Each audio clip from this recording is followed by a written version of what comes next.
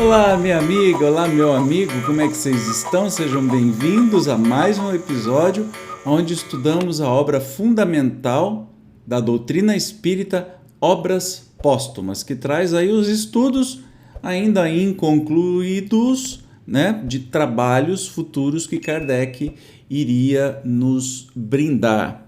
Hoje nós vamos falar sobre um tema bem provocante, a morte espiritual. O que será que se trata? Vamos então direto ao texto. A questão da morte espiritual é um dos novos princípios que assinalamos progressos da ciência espírita. A maneira por que foi apresentada em certa teoria pessoal determinou, no primeiro momento, a sua rejeição, porque parecia implicar o aniquilamento, em dado tempo, do eu individual e assimilar as transformações da alma às da matéria, cujos elementos se desagregam para formar novos corpos. Os seres ditosos e aperfeiçoados seriam, na realidade, novos seres, o que é inadmissível. A equidade das penas e dos gozos futuros só se evidencia com a perpetuidade dos seres ascendendo à escala do progresso e depurando-se pelo trabalho e pelos esforços da vontade própria. Tais as consequências que se podiam tirar, a priori, daquela teoria. Entretanto, devemos convir em que ela não foi apresentada com a empáfia de um orgulhoso que pretendesse impor o seu sistema.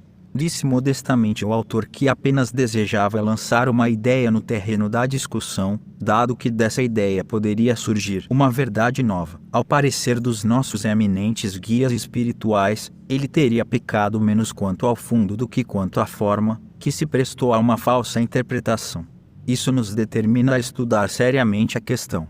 É o que tentaremos fazer, baseando-nos na observação dos fatos que ressaltam da situação do espírito, em duas épocas, para ele, capitais, a da sua descida à vida corpórea e a do seu regresso à vida espiritual. Por ocasião da morte corpórea, o espírito entra em perturbação e perde a consciência de si mesmo, de sorte que jamais testemunha o último suspiro do seu corpo. Pouco a pouco a perturbação se dissipa e o espírito se recobra, como um homem que desperta de profundo sono. Sua primeira sensação é a de estar livre do fardo carnal. Segue-se o espanto ao reparar no novo meio que se encontra. Acha-se na situação de um a quem se cloroformiza, meio que se entorpece para uma amputação que, ainda adormecido, é levado para outro lugar. Ao acordar, ele se sente livre do membro que o fazia sofrer. Muitas vezes procura o surpreendido de não mais o possuir. Do mesmo modo, o espírito, no primeiro momento, procura o corpo que tinha, descobre-o a seu lado, reconhece que é o seu, espanta-se de estar dele separado e só gradativamente se apercebe de sua nova situação. Então, pelo que eu consegui entender, isso foi um estudo que alguém propôs sobre a morte, né? A morte do próprio espírito, enfim.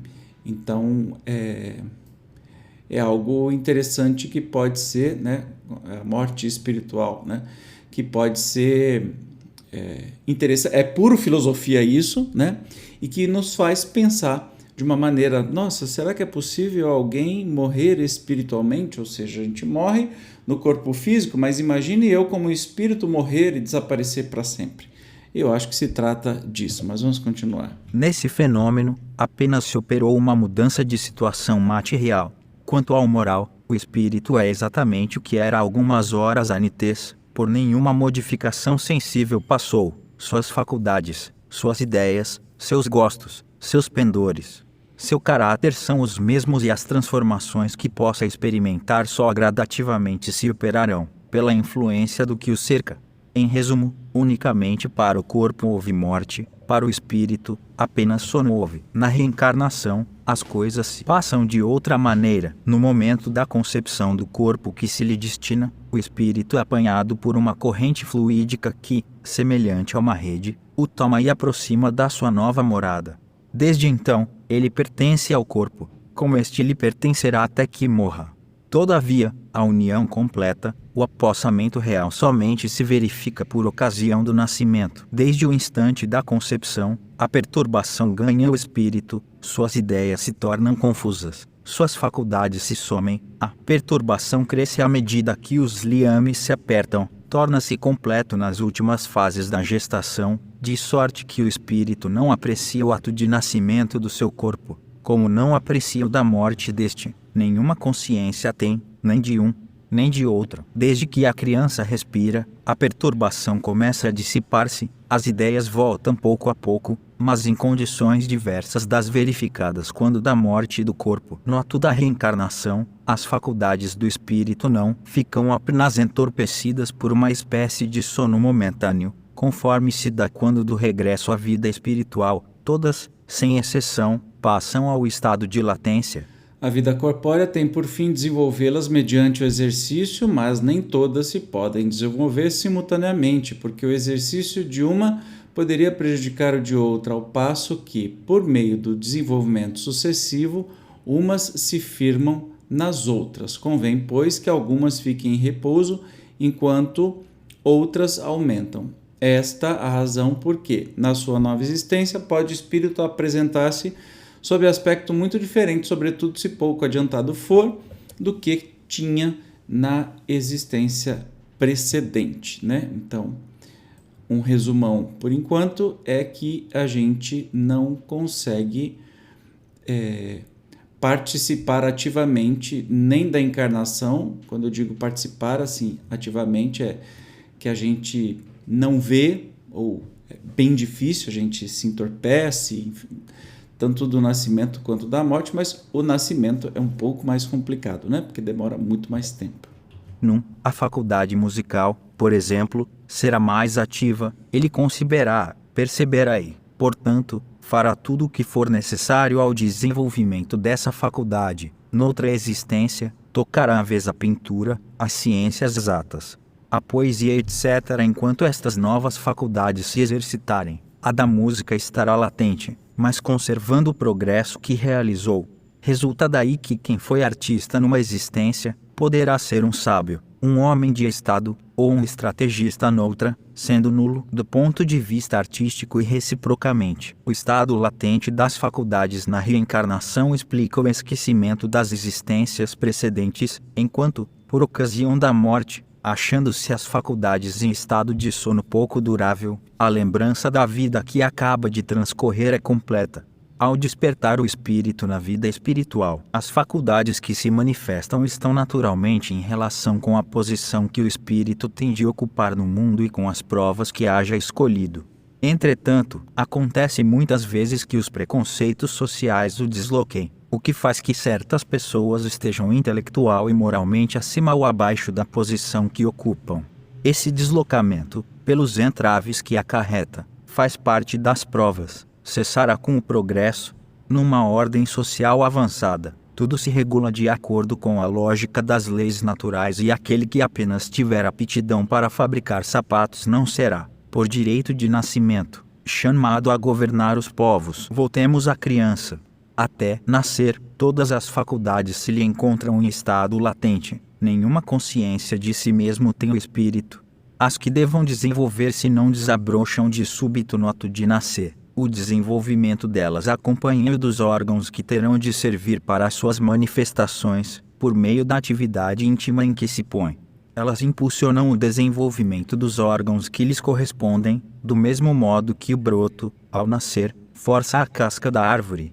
Daí resulta que na primeira infância, o espírito não goza em plenitude de nenhuma de suas faculdades, não só como encarnado, mas também como o espírito livre. Ele é verdadeiramente infantil, como o corpo a que se acha ligado, sem contudo estar neste comprimido penosamente. A não ser assim, Deus houvera feito da encarnação um suplício para todos os espíritos. O mesmo, porém, não acontece com o idiota ou o cretino.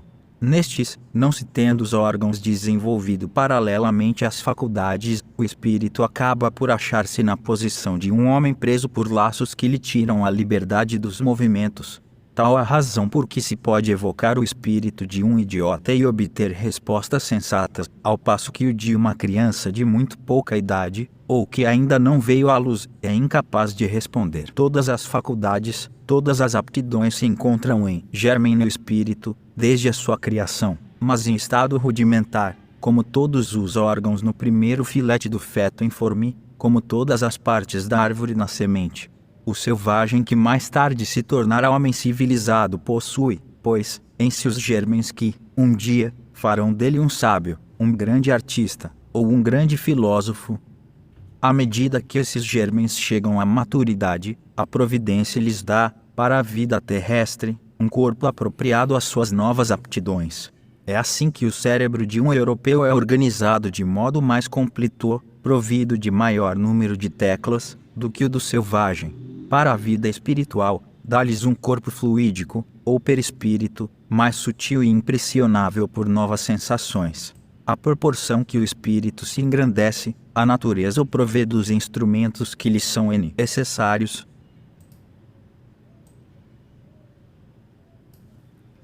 No sentido de desorganização, de desagregação das partes, de dispersão dos elementos, não há morte, senão para o invólucro material e o invólucro fluídico, mas, quanto à alma, ou espírito, esse não pode morrer para progredir. De outro modo, ele perderia a sua individualidade, o que equivaleria ao nada.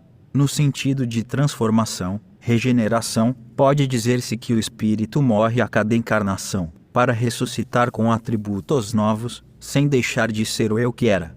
Tal, por exemplo, um camponês que enriquece e se torna importante senhor. Trocou a choupana por um palácio, as roupas modestas por vestuários de brocado. Todos os seus hábitos mudaram, seus gostos, sua linguagem, até o seu caráter. Numa palavra, o camponês morreu, enterrou as vestes de grosseiro estofo, para renascer homem de sociedade, sendo sempre, no entanto, o mesmo indivíduo, porém transformado. Pelo que eu estou entendendo, é uma contestação, né, que não se pode existir uma morte espiritual. E ele conclui: cada existência corpórea é, pois, para o espírito, um meio de progredir mais ou menos sensivelmente. De volta ao mundo dos espíritos, leva para lá novas ideias, um horizonte moral mais dilatado, percepções mais agudas, mais delicadas. Vê e compreende o que antes não via, nem compreendia. Sua visão que, a princípio, não ia além da última existência que tivera, passa a abranger sucessivamente as suas existências pretéritas.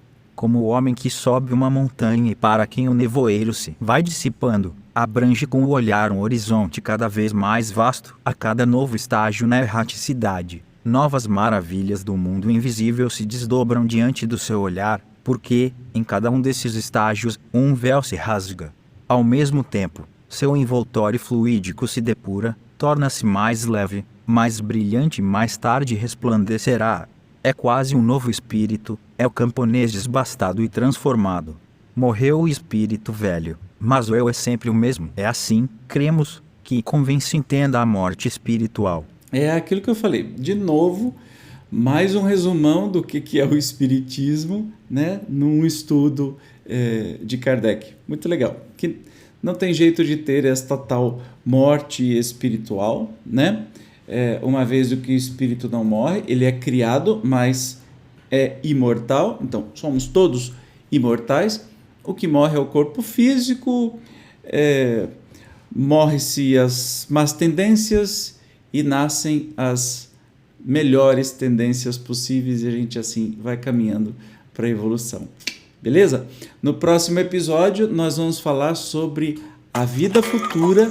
Eu, como sempre, te espero para o estudo. Até lá, tchau!